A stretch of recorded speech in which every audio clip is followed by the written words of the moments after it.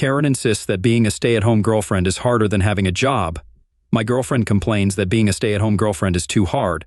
So I told her maybe she should get a job. I do love her, but I'm honestly really annoyed right now. My girlfriend could not get through college because it was too difficult for her. She was 24, crying all the time and stressed out. She tried for multiple years, but she couldn't do it. She said it was too hard for her, and after discussing it a lot, I said that she could drop out and I'd take care of her. I like the idea of giving someone I love a really happy and great life. She can enjoy herself and chase after hobbies. I always pictured myself with someone who was highly educated like I was, but I realized it doesn't have to be that way, and some people are happier without the capitalist grind. It was hard for a while, especially when we were younger and I was still in school, but I'm an engineer now. Since I'm the only person providing, I work upper 40 seconds to mid-minus 50 seconds every week. I love my job and I'm passionate about what I do, but it is physically exhausting. It even zaps my energy on the weekends. I'm still really young though, so I'm hoping to work less in the future. She does like 90% of the cooking and cleaning, but we have a small condo. We live in the big city and have no kids. We do have a dog. So, I was shocked when we were with new friends, and she mentioned that she was a stay-at-home mom and it was the hardest job in the world. What she did. I corrected her and said we didn't have kids and we didn't want any for the next 10 years. She said sure, but our dog is our kid. For the rest of the dinner, she went on to talk about how difficult being a housewife is, with a woman there who was actually a stay-at-home mom. It really rubbed me the wrong way. I wouldn't ever say I have the hardest job in the world. Afterwards, I asked her what she meant. I said she was living the life. I would love to be in her shoes. I'm clocking 50 hours a week while she's sending me pictures of her shopping at Target, spending hundreds somehow. And she has the hardest job in the entire world. I said that made me feel really underappreciated. She said I was underappreciating her. It is the hardest job. Cooking and cleaning is exhausting. She said she spent 6 hours cooking yesterday, but I pointed out all she made was a Chipotle bowl. If that's taking you 6 hours, something's wrong. She said she was counting the hours that she spent letting the beans simmer. Like, goodness gracious. It comes off extremely privileged, which she is, I guess. I told her that she has no idea what it's like for me. She's never worked a full-time job, and it rubs me the wrong way she's talking about how hard cooking beans is. I said if it was that hard, she could go back to school or get a job, and we'll hire a cook and a cleaner. If I hired someone to do her job, I'd save a lot of money.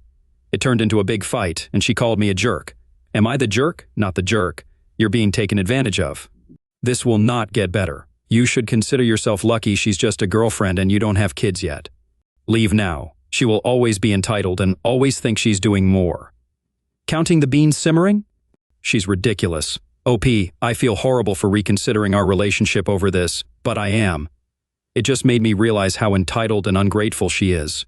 Who counts the time it takes for food to simmer as the amount of time you spent working? She was probably watching TV. I'm not going to make any rash decisions. I'm going to think about it, but I definitely don't think our relationship can continue the way it currently is. I'd appreciate it if she at least got a job. Maybe, I don't know. I think it's a good idea for everyone to work a full-time job at least at some point in your life. I work 50 hours a week with a salary job at a school. I have a cat. I cook and clean. I'm an adult. She's not a stay-at-home mom. She's a spoiled stay-at-home adult because she's not even your wife. Am I the jerk for reducing my parents' allowance by whatever amount they share with my siblings? My parents live in a less developed country than I do. My siblings and I all live in North America or Europe. When I got my new job, I did my budget and saw that I could send home roughly $1,300 a month without it affecting my personal comfort. I would still be able to save for my future, and my mom and dad could retire. So when I was home, I set up a joint account for us.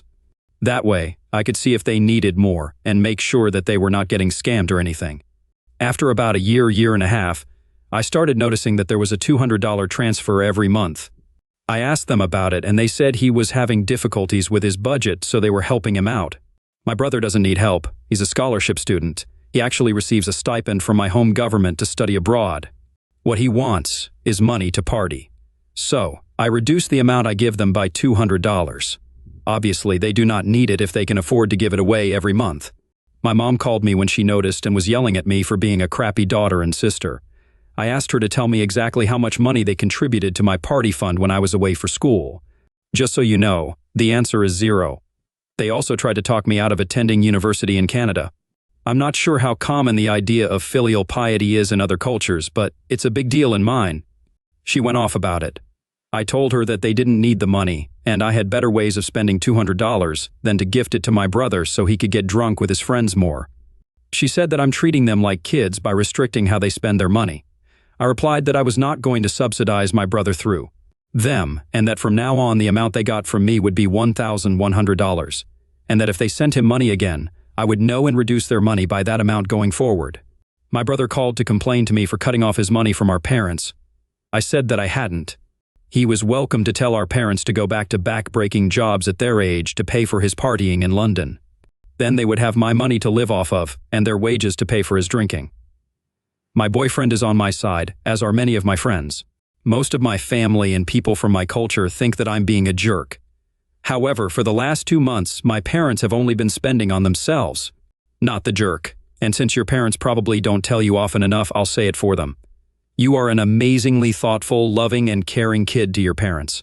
You send them upwards of $1,000 every month just so they can retire and not have to work. That's amazing. You're also reducing the amount you give them as a preventative measure to make sure they don't get taken advantage of by a spoiled son.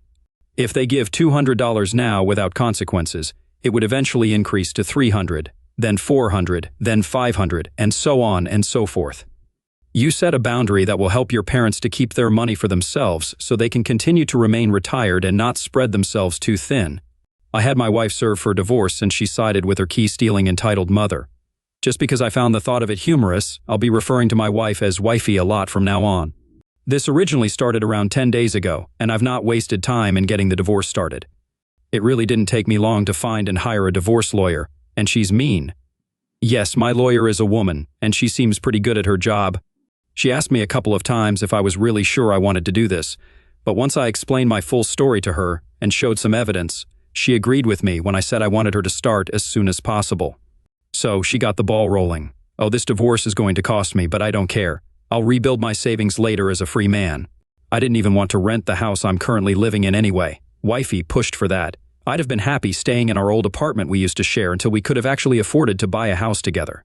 Instead, but that's obviously never happening. I'll be paying a lot less for an apartment once we separate. Before coming home, wifey spent some time at a cheap motel when she bailed her mother out of jail. And she even threatened to call the police on me when I went to see her there. I changed the locks with my landlord's permission while wifey was still away and sent her a text saying I'd be doing so, but I guess she had not bothered to look since she never responded.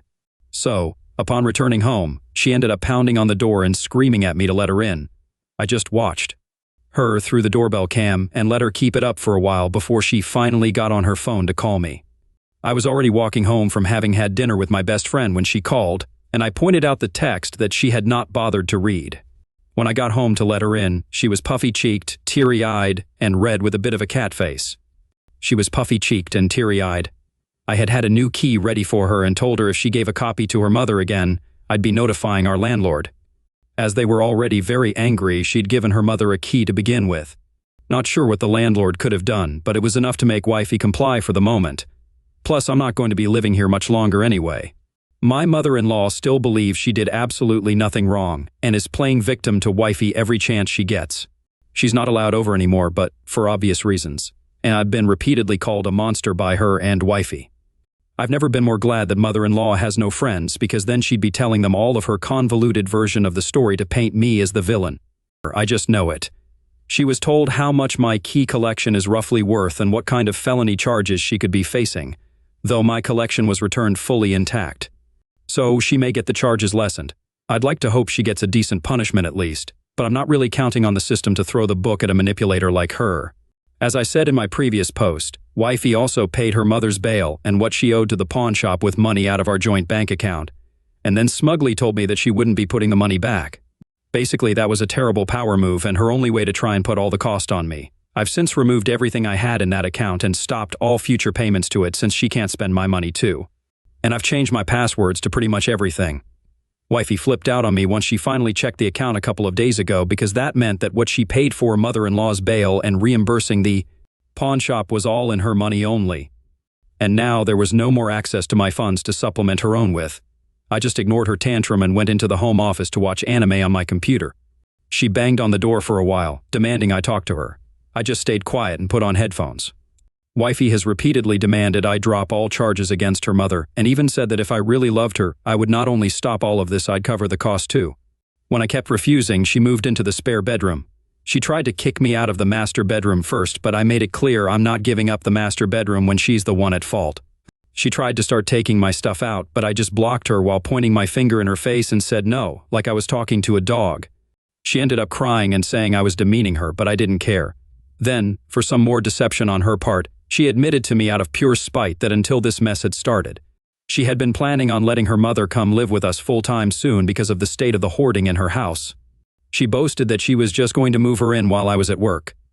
I told her we were supposed to be equal partners before all this happened, and I was sick of her unilateral decision-making. And as long as I'm paying 50% of the lease, her mother will not be living here, and if she tried, I'd throw all her mother's stuff out immediately. Wifey looked like she wanted to explode and stormed off to have a drink and a loud phone call with her mother in the kitchen. I just started removing her stuff from the master bedroom and left it in the other room for her. I've put a new lock on the door to the master bedroom too. I had Wifey served at her job, which she said was really embarrassing in front of her colleagues, and she flipped out on me again when she got home. Apparently, she didn't take my threats of divorce seriously until those papers were actually in her hands. She said I couldn't do this, but I told her I was done. She made it more than clear where she stands. I told her I learned a rather interesting phrase online: when people show you who they really are, believe them. And she's clearly shown me who she really is, and it's not the woman I fell in love with. That woman disappeared and got replaced with an entitled mommy's girl who refuses to act her age right after we got married, which makes it pretty obvious she did that intentionally. At this point, I don't think she ever loved me, just my wallet.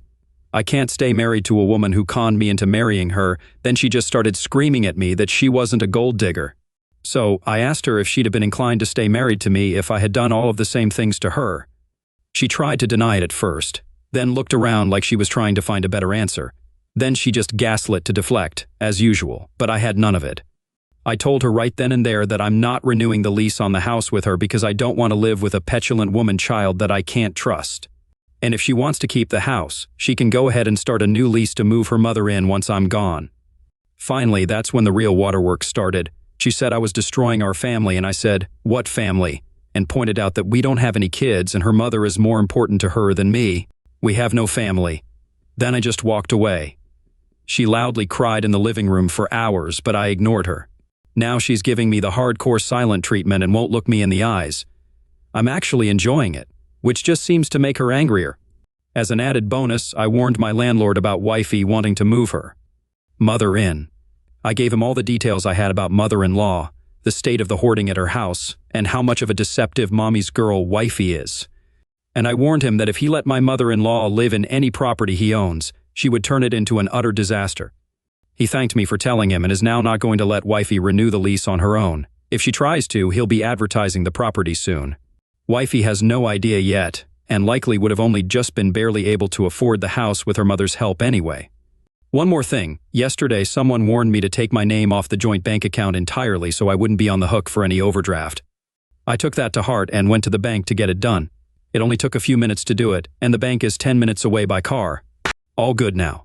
I've been working from home lately, so I had the time. All statements from the account were already printed and given to my lawyer too, so I can wash my hands of it.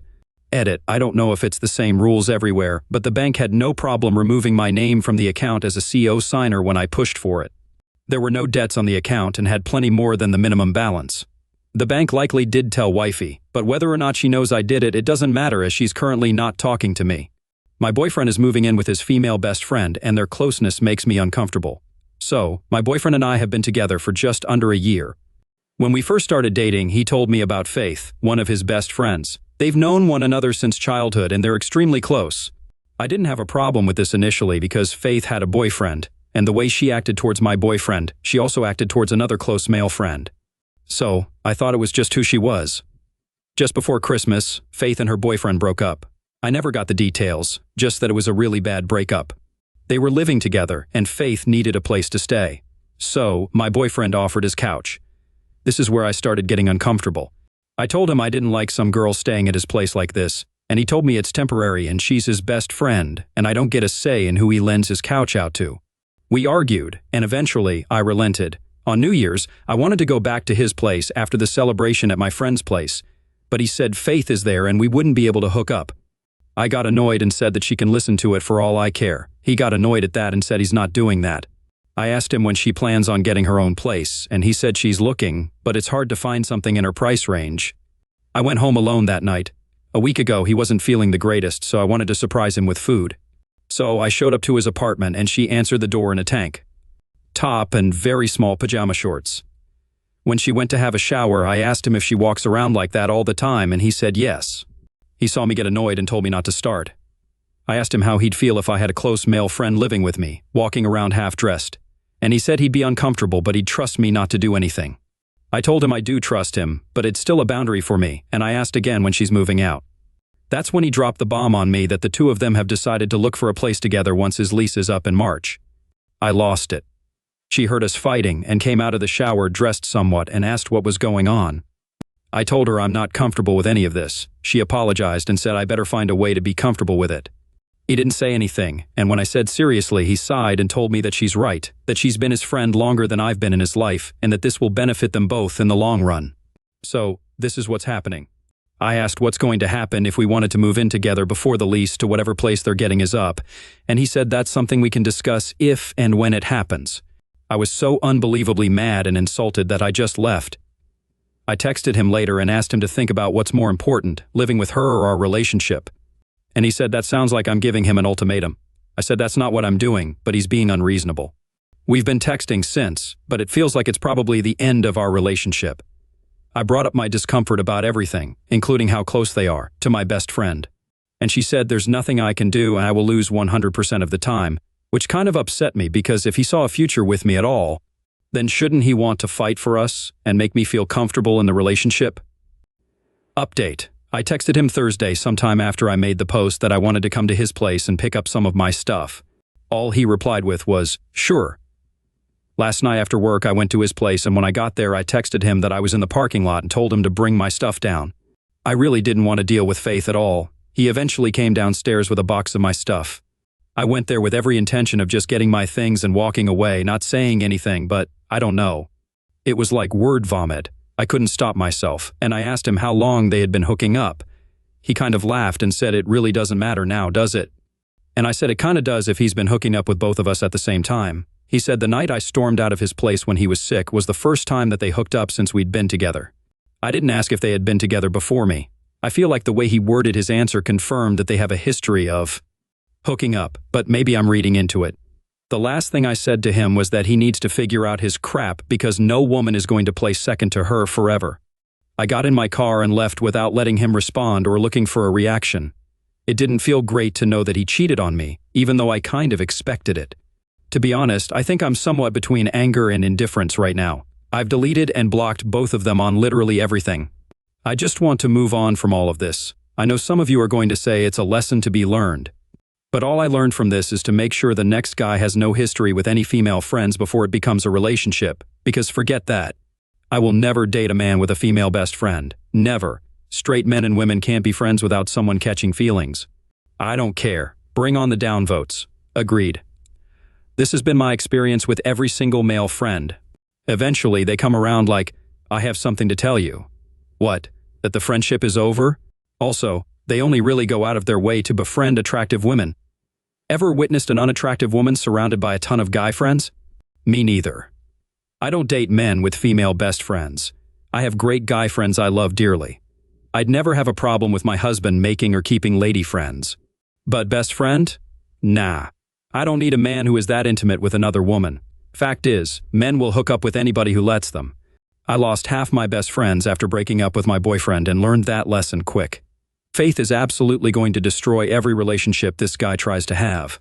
She's a pick-me girl. She enjoys the status of being his closest girlfriend and likes to assert the power of that over other women. But she doesn't really want him. Not that I have any sympathy, given he was quite happy to let her do that and cheated with her when it suited him. This is why setting boundaries is so important. I've got a woman I've been friends with for years, and we have hooked up in the past during times when we were both single. But we agreed and stick to some very simple rules. If either of us gets into a relationship, we're honest with our partners about our past history. We don't do anything date-like together by ourselves. We don't hang out at one another's place without at least a couple of friends present. We don't crash at one another's place without our current significant other present, even if our other friends are present. Despite our long history together, our current significant others always come first. The only time we relax these rules is if both of our current significant others are comfortable with them. My current significant other is absolutely fine with her now, but that trust only got built with clearly established boundaries at the beginning, and that's why we stick to them. Current significant other now knows that when I go over to a friend's place for a few hours of alone time, the only thing we'll be doing is playing video games. Talk about overcomplicating things. Am I wrong to have asked my girlfriend to distance herself from the friend that she kissed and who's still interested in her? Before my former girlfriend and I got into a relationship, she had kissed a guy at a party when she was drunk for validation. He was part of her friend group. When she and I were in a relationship, I noticed how sometimes they would banter. Her hand would be on his shoulder or arm or vice versa. I personally didn't see him as a threat because to me, he just comes off as a nice guy, not super attractive. But I didn't like the thought of him thinking that he had a chance with my girlfriend and enjoying the moments of them bantering with ulterior motives. I told her that I don't like how they act around each other because of their history, and I would prefer it if she would distance herself from him. She said that he's part of her friend group, she can't do that, and she doesn't have any interest in him. When I asked her how she would react if the roles were reversed, she said that she would want me to distance myself from the girl, yet she didn't change any of her behaviors towards him. Multiple months later, I broke up with her for other reasons, and that guy shortly after hit on her and asked how she liked the kiss that they had in the past. According to her, she had answered him that she doesn't remember it since she was drunk. She then admitted that she did feel disrespected by him because our breakup was so recent, yet they are still friends. They still hang out with each other in the friend group at least. Just seeing him makes me mad at her, even though the relationship is over, but it reminds me of her disloyalty and disrespect towards me. Would I have been wrong during the relationship if I had even asked her to very obviously distance herself from him, like treating him rather as an acquaintance who is in the same friend group? Meaning no physical touching and trying to avoid him as much as possible. Am I wrong for still judging her in my head that she's still friends with him, even though he was just waiting for her to be single to hit on her again? But pretends that they are friends? Even after everything, she said that he is not a bad guy and just a sweet guy. You weren't wrong to ask that while she was your girlfriend. Now that you've broken up, her friends and that guy are none of your business. Let go of worrying about what could have been. These painful memories and what-ifs are like an exhausting treadmill. Best to let it all go. You did the right thing in leaving, and your concerns were absolutely valid. My girlfriend is trying to make me shower more than once a week. Not going to happen. I, 24 male, know that a lot of people will just look at the title and just say I'm in the wrong because of the stigma, but hear me out. It's winter where I live, so I'm consistently cold and not really sweating or anything. I usually shower when I feel gross, and it usually takes me 5 to 6 days before I actually start to feel gross. I'm not crazy. In the summer, when it's hot and sticky, I shower every 2 to 3 days like normal. But it just doesn't feel necessary in the winter. Anyway, the inciting incident here was on Sunday. I was ordering more shampoo and commented on how the price had almost doubled since last time. My girlfriend, who's 29, asked when I last ordered it, and it was sometime in mid-2020. She was shocked. How did it take you almost 3 years to go through a single bottle of shampoo? I told her that I don't use a lot, and eventually we got into how frequently I shower, and she acted like I was crazy. She didn't even know that I was averaging 1 shower a week because I keep good hygiene. I groom myself regularly and I wear deodorant, so I don't think anyone can really tell the difference. Then my girlfriend, we'll call her Granite, just starts going on about how, oh, that explains the smell and stuff like that. I totally think she was just making it up. At this point, I've been dating her for 2 years and she's never commented about my smell or anything. There's no way she just happened to decide that I smell bad now that she knows my shower schedule. She's just trying to shame me. We argued for a while about it, and then she went home. Today, I saw my mom, who's 56, for lunch, and I told her about it. She agreed with me that it's fine and that she's never thought that I looked greasy or unclean. My mom also said that I should consider showering at least a couple of times a week if Granite has a problem with it. But if she can't actually tell the difference, why bother? I'm considering trying to say that I'm showering every other day but keeping my normal routine. If she can actually tell the difference, she will know. But if not, then it will just be a little white lie. Is this wrong for me to do? Am I a supervillain just because I'm not following the societal norm? I remember reading that over-showering can cause head lice, but no one even talks about that. Reddit. Has anyone else been in a similar scenario? Update. Hey everyone. Appreciate the comments from people who are kind and tactful in their replies. I've done some research after seeing the overwhelming amount of responses, and I'm going to start showering more to prevent the buildup of harmful bacteria. Also, some people pointed out that I accidentally said granite for the fake name. I'm dyslexic and I meant to put garnet. Thanks for coming out, everybody. Hope you all have a good night. You're the jerk. Look, I only shower every 2 to 3 days too. It's better for your skin and hair moisture. Can't find anything about head lice though, and I don't know where you're in so much contact with lice that it's a concern. But your girlfriend is much closer to much smellier parts of you than your mom is. It's entirely possible she's been playing down your smell so she didn't embarrass you. Now that she knows it's a stubborn choice at her expense, she's not going to power through. If you're worried about your skin, make them cold showers and moisturize after. Not the jerk. Water shortage crisis in America is a real thing. One thing I will never understand about Americans is how you all act like you care about preserving water, electricity, and the environment. Yet here you have a man literally preserving water by taking a shower once a week, and you all treat him as if he's scum for it. It is heartbreaking to see. In my country, nobody takes a daily shower, and once a week would be considered a very fortunate opportunity for the upper middle class. When I was younger, I didn't even know what a shower was. We would just wash ourselves off with wet rags every so often. It seems to me that the privilege many of you have has completely gone to your head, and you look down on others who don't see the need to take a shower every day, thereby wasting hundreds of gallons of water. If anything, I applaud OP for going against the norm and not giving in to wasting water like most Americans. Edit. You can disagree with me all you want, but calling me hurtful names and scolding me and insulting my country and its people is not acceptable. I know there are many Karens in America because I've read many of the stories, but it's unfortunate that so many of the younger people as well, who are supposed to be more open and accepting than the older generations, is, to be perfectly honest, no different in how judgmental you all are. Edit 2, since some of you brought it up, yes, toilet paper is another completely unnecessary waste. As long as you wash your hands properly afterwards, hand is a much cleaner and more sanitary way to clean up after your business. Well, who do you think is the jerk, OP or girlfriend? Please let us know. Bro, all dudes start to get stinky after about a day or so. It's just part of being a man. Just take a shower, bro. Boss told me to deep clean the back and to not come out to the front for any reason, so I did. I'm a 20-year-old male that works at a very popular restaurant in a very snobby area. My main job is to assist the servers in any way I can so they only have to worry about sweet-talking the customers. I do all the heavy lifting for them. Whether it's cleaning their tables or taking their drinks and food to their tables, I'm doing it, and all they have to do is focus on making the customers laugh. They get tips that range from $17 to $40 per table, while I make $8 an hour and I get treated poorly. Enough backstory, cue the malicious compliance. My manager came up to me in a I'm better than you mood and told me to deep clean the floors, ice makers, walls, trash cans, and racks, and to not come to the front for any reason. I'm very annoyed at this, because none of those things are my job duties.